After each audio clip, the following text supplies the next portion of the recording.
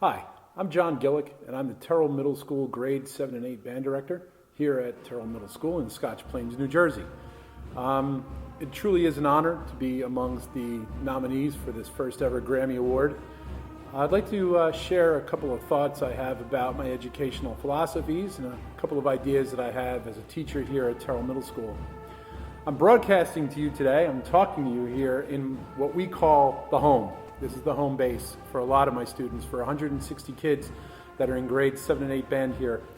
The reason why we call this home has everything to do with my first educational principle, which is called freedom, discipline, freedom again. It was an idea that was told to me many years ago by a great educator named Dennis DeLucia, who explained the philosophy of learning. Your freedom is what you know.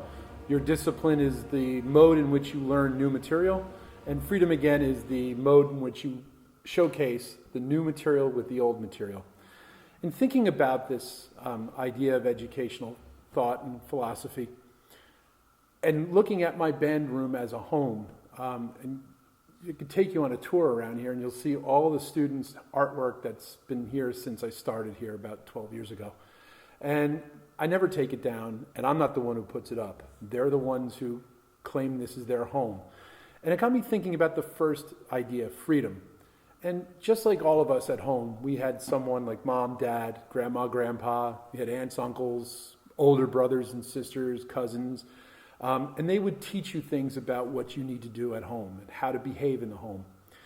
Discipline for us when we were all growing up was when we went to school and we learned new ideas to couple that with what we already learned at home. Of course, freedom again was our moms and dads literally saying to us, well, you are so mature now, you learn this, maybe you can do this on your own. For instance, cooking. You aren't told to touch the oven right away. You had to learn how to touch things on the oven. And before long, you knew it, you were making something for your mom for Mother's Day. That goes hand in hand with freedom, discipline, freedom again, which is what I truly believe in this classroom. Freedom, they come to me as 7th graders in September, and they leave me as 8th graders in June, 2 years later, knowing way more about music. But it's not just so much about music that I teach them. I like to teach them to be better human beings. I like to teach them that if they think of themselves as a greater part of a team, they will have success no matter what they're going to do. And for some of these kids after 8th grade, that's the last musical thing that they will do. Some of them go on to what we have in New Jersey called magnet schools. Some of them will drop band for whatever reasons, a variety of reasons. Some of them will find success on the athletic field. Some of them will find success on the academic classroom. And I always tell them, freedom, discipline, freedom again will get you what you need to do at that moment. You take what you know, you add to it something new, and then you showcase that talent later on. Musically, I use a rubric called DART: dynamics, accuracy of notes, articulations, rhythm, and tempos. And I tell the students, you already know your first scale, a B-flat concert scale. But now we're going to learn another scale that's coupled with that. Well, that's a clear case of freedom, discipline, and freedom again. Many times my students come into the room, they often think that one of the things that's possible is that they can achieve because of freedom, discipline, freedom again. Clearly, in musical sense, most of the students when they come here have no idea about freedom, discipline, freedom again. And I feel very good as a music teacher to be able to explain these thoughts to them and be able to give them the idea that they can succeed using that educational principle. Another educational principle that I like to use here is something called why, how, and what. Why do we do something? How are we going to do it? And what is the end result? Many people think about what being first, and then how we're going to do it, and then why are we doing it? I feel it's important for the student, in order to grow as a human being, to understand why we're in this band room.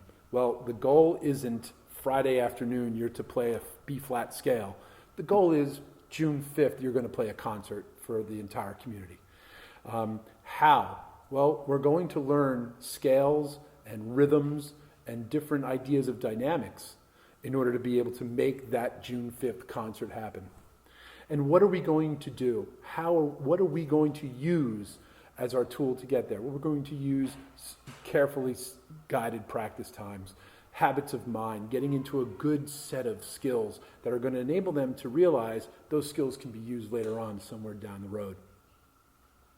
I think my proudest moment as a teacher is seeing those two educational concepts come together, especially when a student comes to me as a senior in high school and says, I'd like to become a music teacher because of you.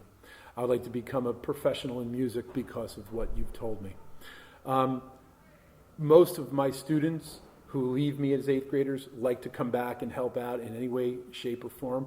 I get a lot of those kids who come back in the door, and it makes me proud to hear them talk about freedom, discipline, freedom again. It makes me very happy to hear them talk about we're going from why to how to what. I think that is part of what makes me a teacher, and that idea of the community spirit, especially here in Scotch Plains, Fanwood, New Jersey. We have such a dynamic and diverse community, but yet for music, we are all there for each other. And we all find that if our students are able to act accordingly to my lesson plans, they're going to find success in other classes. And we'll also see how the other classes work hand in hand with some of these thoughts, like freedom, discipline, freedom again. The significant challenges that we have here in the school district is obviously time. And you can ask any teacher who teaches any class in this district, they'll tell you the same thing. Classroom time and management inside that classroom time has become very small. But through my drum and bugle corps background, we're dealt with the same ideas on the road every summer when we're out touring with different drum corps. You get X amount of time to teach the kids how to perform that night. And I think my background in drum corps has certainly helped me relay that information to the kids. You give them good information, you let them build upon that, they're going to be able to take that according to good habit of mind, getting into a good practice habit and using some self-directed learning, they will be able to take that to the next level. I always believe that success is a direct result of self-satisfaction in knowing that you became better and became better at something that you wanted to become better at. It's just a great way of life to think of things. And it's been an absolute pleasure talking to you about my educational philosophies, and hope you have a great day. Thanks. Bye.